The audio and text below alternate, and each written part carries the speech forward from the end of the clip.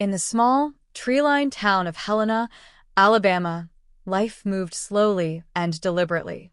Tucked within Shelby County's gentle sprawl, Helena was the kind of place where people knew their neighbors, where churches held the community together, and where traditions were passed down from one generation to the next. For Tina Thomas, Helena was more than a hometown. It was a cocoon of safety, family, and unwavering faith. Her parents, Tommy and Cindy Thomas, were devout Baptists who centered their lives around the church and the values it instilled. From the time Tina could walk, she was immersed in this world of Sunday services, potluck dinners, youth choir rehearsals, and family prayer circles. Tina was the second of two daughters, with her older sister Alanda often described as her closest confidant. The bond they shared was evident in childhood photos that lined the walls of their modest but cozy home. Two blonde girls with wide smiles, pressed dresses, and a sense of innocence that seemed untouched by the complexities of the outside world. But behind those smiles, Tina's early life was marked by a quiet resilience. She had faced serious medical challenges since childhood, including a lifelong heart condition that required constant monitoring and eventually led to surgery. The condition never fully faded from her life. It shadowed her movements, dictated her activities, and served as a constant reminder of her own physical fragility. And yet, Tina never let that define her. Those who knew her described her as kind-hearted, soft-spoken, and deeply compassionate. She was the type of girl who remembered birthdays, who offered encouragement when others were down, and who always looked for the good in people. At Pelham High School, she kept mostly to herself, preferring quiet afternoons with friends over the chaos of high school parties. She was known for her angelic singing voice, her love of reading, and her sensitivity toward others. Her strong moral compass and her desire to do right by others seemed to come directly from the example set by her parents and her faith in God. After high school, Tina enrolled at the University of Alabama at Birmingham, commonly known as UAB, where she majored in medical office administration. She dreamed of working in the healthcare field not just for the job security it promised, but because she genuinely wanted to help people. It felt like a natural extension of who she was. Her time at UAB was marked by steady academic progress, strong friendships, and involvement in student life. Despite her health setbacks, she remained fiercely independent, rarely using her condition as an excuse and never letting it deter her from her goals. It was during her time at UAB that she first encountered Gabe Watson, a stocky, quiet young man with a close-cropped haircut and a subdued demeanor. Gabe was studying business and working part-time at his father's company, Southern Heritage Cemetery, where he assisted with funeral arrangements and monument engraving. He was from Hoover, a nearby suburb of Birmingham, and like Tina, he had grown up in a devout Christian household. Their paths crossed at school, initially through mutual friends, and then again at church events in the community. Though not immediate, their connection began to build slowly over time. Gabe wasn't the kind of person who made a big impression at first glance. He was reserved, even awkward in group settings, but he was known for being loyal and dependable. Those who were close to him often described him as a bit shy but good-hearted, the kind of person who was more comfortable with routine than spontaneity. He was involved in scuba diving, which started as a hobby but grew into a serious pursuit.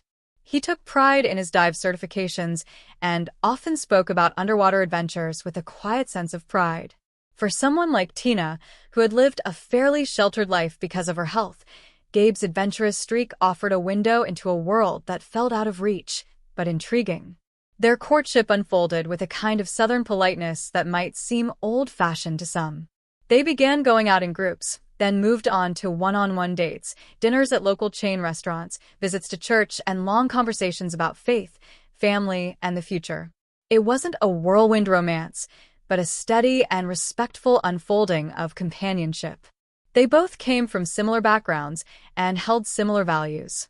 In Gabe, Tina seemed to find stability and familiarity, someone who understood the importance of family, faith, and community. And in Tina, Gabe found someone nurturing and supportive, someone who accepted him for who he was and who didn't push him to be anything more.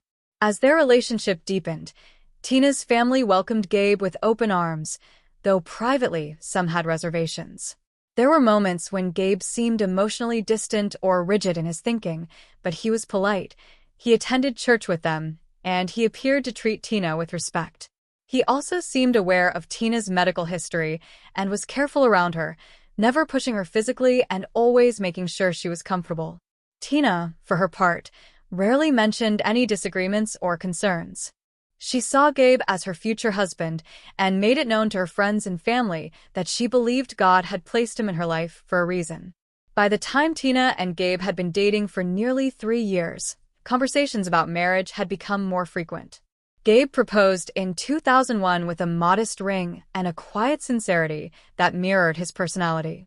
Tina accepted, and the Thomas family began to plan a wedding that would honor their Christian faith and reflect their Southern roots. The couple set a date for October 2003 and began making arrangements for what Tina hoped would be a beautiful, meaningful ceremony. She was involved in every detail, from the guest list to the floral arrangements. It was going to be the happiest day of her life.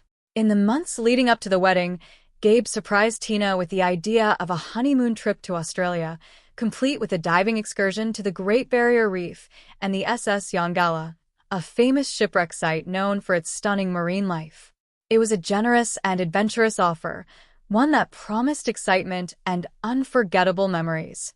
Gabe had already been certified as an advanced open-water diver and felt confident in the water. Tina, however, was a novice. She had done some basic dive training in a swimming pool and completed a few practice dives, but she was far from experienced. Still, she trusted Gabe. If he believed it was safe, she believed it too. The wedding took place on October 11, 2003, at the University Church of Christ in Birmingham. Tina wore a traditional white gown and carried a bouquet of white lilies, her favorite flower. Her father walked her down the aisle, and the sanctuary was filled with friends and family who had watched Tina grow up, struggle, and persevere. The ceremony was heartfelt, filled with scripture and vows that echoed their shared belief in the sanctity of marriage. Photos from the day captured Tina beaming with joy, her arms around Gabe, the promise of a new life just beginning.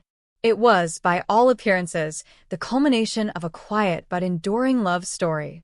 After the wedding, the couple departed for their honeymoon, first flying to Sydney before making their way north to Queensland for the diving portion of the trip. Tina was excited, perhaps even a little nervous, but she saw it as a chance to share in one of Gabe's passions and to begin their married life with a sense of adventure. It was meant to be a trip of celebration, of discovery, of love solidified in paradise. No one, least of all Tina, could have known that within days, everything would unravel, and the love story that began in the quiet backroads of Alabama would end in tragedy beneath the waters of the Coral Sea. The ink had barely dried on their wedding certificate when Tina and Gabe Watson packed their bags and headed for what was supposed to be the first great adventure of their married life.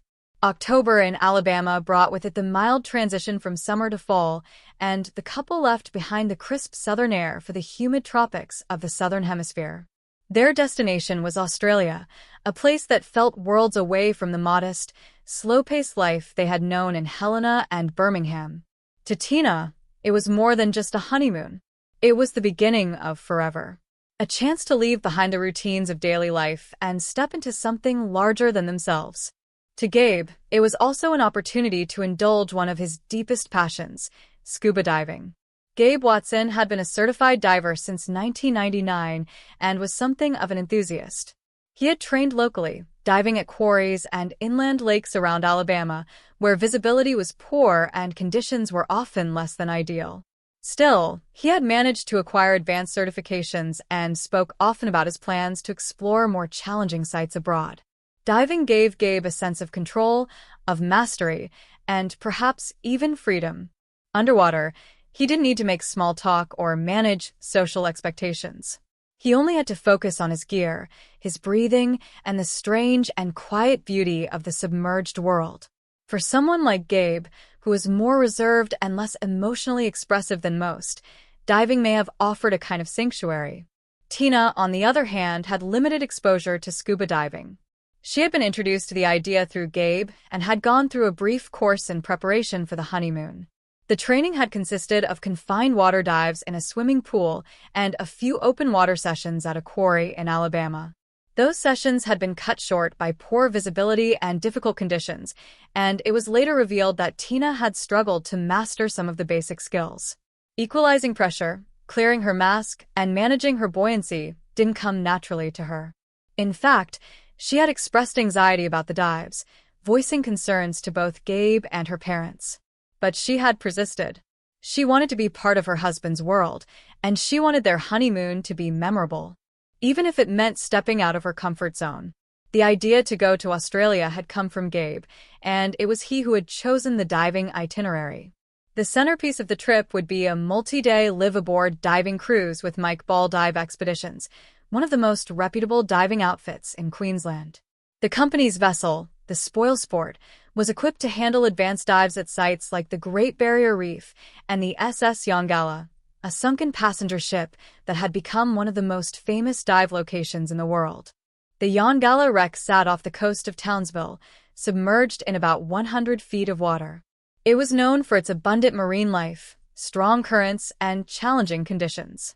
While not reserved exclusively for professionals, it was generally considered unsuitable for inexperienced or anxious divers. Despite this, Gabe included the Yongala on their itinerary. The couple departed Birmingham and flew to Los Angeles, then on to Sydney before continuing north to Queensland. The journey was long and exhausting, spanning nearly 2 days. By the time they arrived in Australia, Tina was jet-lagged and slightly overwhelmed. Yet, she tried to maintain her enthusiasm, smiling for photos, jotting down entries in her travel journal, and speaking to fellow travelers with her usual politeness. She called her family back in Alabama several times during the trip, assuring them that everything was going fine, that she was excited, and that Gabe was taking good care of her. In the days leading up to the dive, the couple spent time sightseeing.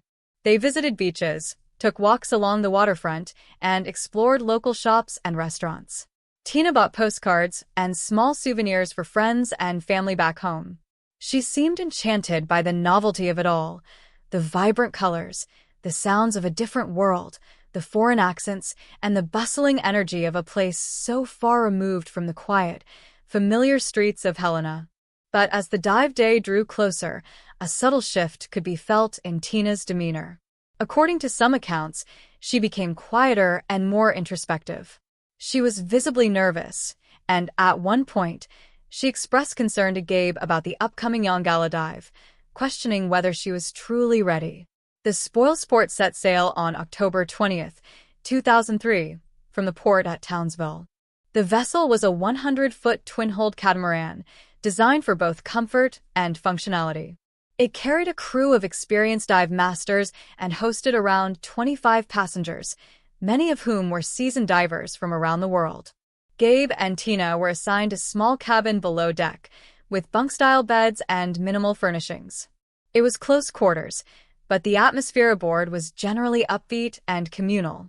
Divers mingled on the sun deck, exchanged stories about their past underwater experiences, and reviewed their gear in preparation for the dives ahead. From the moment they boarded, it was clear that Tina was one of the least experienced divers on the trip. She lacked confidence in her equipment, moved awkwardly in her wetsuit, and seemed intimidated by the complexity of the routines. Gabe, by contrast, moved with the practiced ease of someone who had done this many times before. He appeared calm, efficient, and focused. On several occasions, dive instructors offered to help Tina with her gear or walk her through the basics again. While she accepted some assistance, she also seemed reluctant to admit just how uneasy she felt. She didn't want to be the weak link, and she didn't want to disappoint Gabe. There were a few warm-up dives prior to the Yongala expedition, most of which took place in relatively calm reef environments. Tina completed some of these, though she remained visibly apprehensive. Other divers later recalled that she seemed hesitant underwater, often clinging to her buoyancy compensator, surfacing early, or signaling discomfort. Gabe stayed close to her during some of these dives, but observers noted that he didn't appear particularly attentive. He followed protocol, but there was little of the warmth or reassurance one might expect from a new husband guiding his wife through an unfamiliar and stressful situation. The night before the Yongala dive, there was a briefing held on the main deck. The dive master reviewed the site's history and the environmental conditions. The Yongala had sunk in 1911 during a cyclone, taking with it all 122 passengers and crew. The wreck was intact but partially encrusted with coral and teeming with sea life, including manta rays, sea snakes, turtles, and large groupers. It sat about 28 meters below the surface and was known for unpredictable currents that could be disorienting. Divers were warned to be cautious, to stick with their buddies, and to follow all safety procedures closely. While the dive was classified as intermediate to advanced, no one outright told Tina she couldn't do it.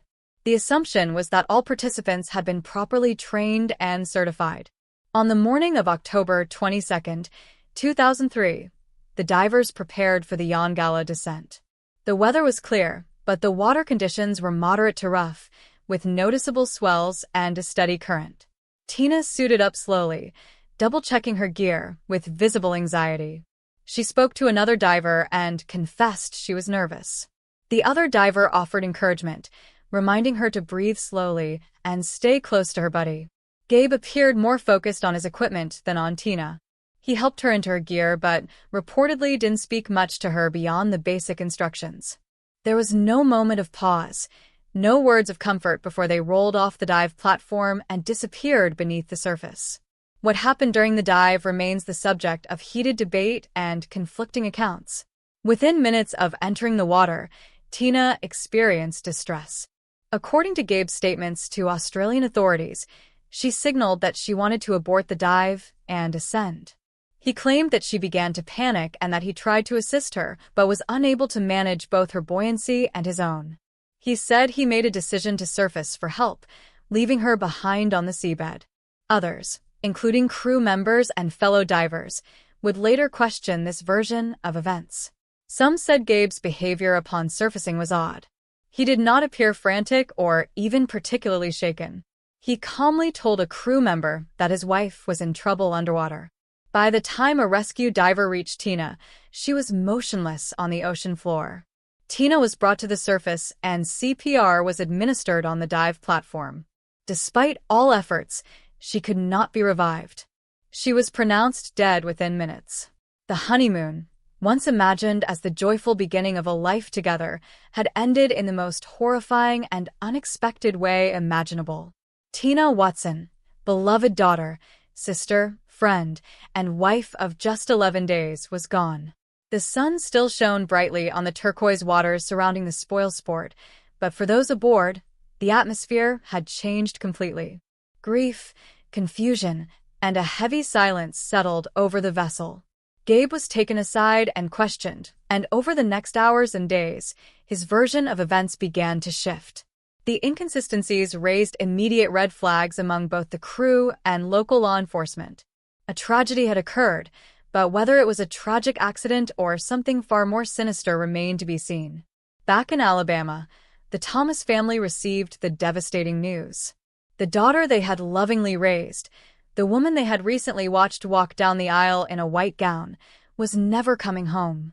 On October 22, 2003, Gabe and Tina Watson set out for the SS Yongala wreck dive, a highlight of their Australian honeymoon. As they descended to the wreck, Tina experienced distress. Eyewitnesses described her as visibly anxious, struggling with buoyancy, and signaling Gabe for help.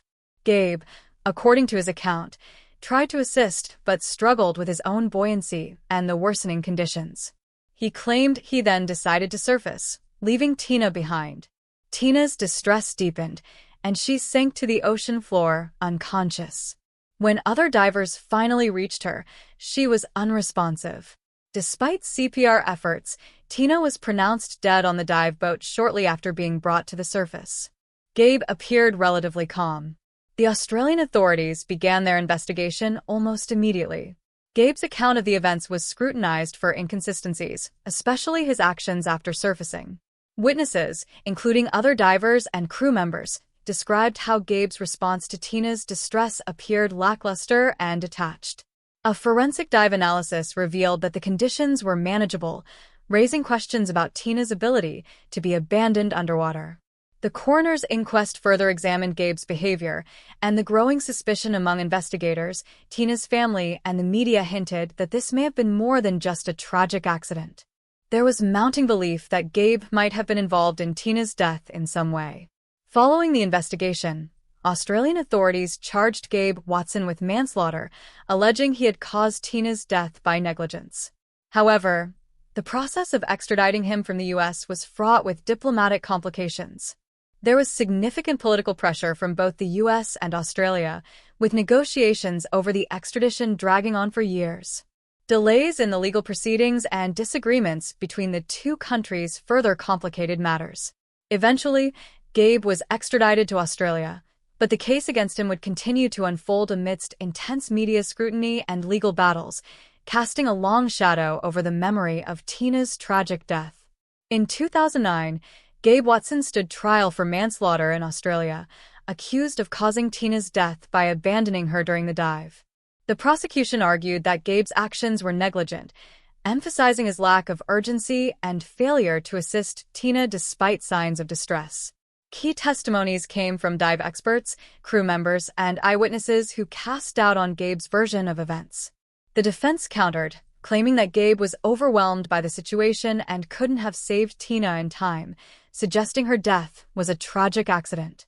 After a lengthy trial, Gabe was acquitted of manslaughter due to insufficient evidence proving intent or gross negligence. In the U.S., Gabe faced a separate trial in Alabama, where he was charged with capital murder related to Tina's death. The prosecution argued that Gabe had a financial motive, highlighting life insurance policies and the couple's strained relationship. Tina's family testified about their daughter's life and the loss they suffered. The defense once again claimed that Tina's death was an accident. Despite the allegations, Gabe was not convicted, and the case ended in a legal stalemate, with Gabe ultimately avoiding a capital murder conviction. The media played a crucial role in shaping the public's perception of Gabe Watson and the circumstances surrounding Tina's death. From the moment Tina died, the case garnered international attention, with the media in both the U.S. and Australia focusing on the mystery of her death and Gabe's behavior. News outlets were quick to sensationalize the story, portraying Gabe alternately as a grieving widower or a cold, calculating murderer. Interviews with both families added fuel to the fire, with Tina's family expressing grief and suspicion, while Gabe's family stood by his innocence. Over time, Gabe's image shifted from a tragic figure to a more controversial one, as details about the couple's financial situation and Gabe's behavior surfaced. Public opinion was polarized, and the intense media coverage played a significant role in the legal battles, influencing both public sentiment and courtroom dynamics. The case of Tina Watson's death continues to reverberate, leaving a deep and lasting impact on everyone involved, especially her family, Gabe Watson, and the broader conversations around justice, forensics, and victim advocacy. Years after the trial, Tina's family remains committed to seeking justice for her and ensuring that her memory is not lost in the shadow of the controversy surrounding Gabe Watson's actions. This unwavering pursuit has shaped the family's long-term efforts to honor Tina's life and legacy, though they have found little solace in the legal outcomes. For Tina's family, the case has been a never-ending emotional and legal battle. Despite the acquittal in Australia and the ultimate dismissal of charges in the U.S., Tina's parents and close relatives have not given up on fighting for accountability. They have become strong advocates for changes in how cases like Tina's are investigated, particularly when it comes to diving fatalities. Tina's parents have worked tirelessly to raise awareness about their daughter's story, sharing their grief and advocating for reforms in both the legal and diving communities. They want to ensure that the circumstances of Tina's death, particularly the behaviors and actions of Gabe Watson, are not swept under the rug. Their advocacy highlights the emotional toll of the case and the frustration that comes with the legal system's failure to bring closure. The family's efforts to keep Tina's memory alive have also included public campaigns and participation in true crime documentaries. These outlets provide them with an opportunity to share Tina's story beyond the media circus, focusing more on her vibrant life than the tragic circumstances of her death. For them, this is not just about seeking justice for Tina, but ensuring that her life is remembered with dignity, rather than as a footnote in a complex and controversial case. While Tina's family remains in pursuit of justice, Gabe Watson's life has been irreversibly altered by the case. The legal battles, media scrutiny, and public perception have shaped his future in profound ways. Even after being acquitted of manslaughter in Australia and evading capital murder charges in the US, Gabe's reputation has been forever tarnished. He became a symbol of possible guilt in the eyes of many, with suspicions lingering about his role in Tina's death. Despite his legal victories, Gabe's life has been one of public isolation and shame. He has been subjected to a level of scrutiny few people could withstand, and it's clear that he will always carry the stigma of being linked to a highly publicized tragedy. Although Gabe has attempted to move on with his life, it's difficult to shake the image of him as either a grieving widower or a cold-hearted murderer. His legal troubles have left him unable to fully escape the repercussions of Tina's death, and even those who believe in his innocence struggle to separate him from the intense media attention the case generated. It is uncertain whether Gabe will ever be able to truly move beyond the shadow of his wife's death or rebuild his life in a meaningful way. The emotional toll on him, regardless of his innocence or guilt, cannot be overstated. Tina's tragic death and the complex legal proceedings that followed revealed significant gaps and challenges in how underwater fatalities are investigated and prosecuted. The unique nature of the case brought to light the complexities of jurisdictional issues, especially when crimes or accidents occur in one country and the alleged perpetrator resides in another. This cross-border legal challenge led to a drawn-out and contentious extradition process, raising questions about how different nations handle criminal cases with international dimensions. In addition to the legal issues, the case also highlighted the difficulties of underwater forensics. Determining the cause of death in scuba diving incidents, especially those that take place in deep water, presents unique challenges for investigators. The lack of clear evidence in Tina's case, coupled with the difficulty of examining what happened during the dive itself, contributed to the confusion and differing interpretations of the events. The forensic dive analysis played a key role in both supporting and undermining various theories, making it clear that current diving forensic practices may not be fully equipped to handle such complex cases. As a result, this case has spurred further discussions in the diving community about improving safety protocols and better equipping authorities to handle diving-related fatalities. Tina's death has become an important case in the broader world of true crime, sparking conversation and analysis about victim advocacy, the challenges of seeking justice for a loved one, and the complexities of navigating the legal system. The case also sheds light on the often overlooked nature of deaths that occur in recreational activities, such as scuba diving, where victims may not receive the same level of attention or investigative rigor as those who die under more conventional circumstances. True crime discussions often focus on the emotional and legal dimensions of cases like Tina's. The Watson case is a powerful example of how public opinion, media coverage, and legal outcomes can be influenced by complex emotions, especially when a young woman's life is tragically cut short in a mysterious and controversial way. For many, this case underscores the importance of supporting victim families, advocating for their rights, and ensuring that justice is truly served, not just through verdicts but through empathy, fairness, and the protection of victim rights. The ongoing discussion surrounding Tina's death has helped fuel a wider dialogue about how society deals with grief, accountability, and justice, particularly in the face of legal complexities and international legal battles. It serves as a reminder of the long-lasting impact of such tragedies, not just on those directly involved but on the broader community that must grapple with the painful consequences. Tina Watson's story continues to resonate, reminding us all of the need for compassion, thorough investigation, and a deep commitment to justice, regardless of the challenges that might lie ahead.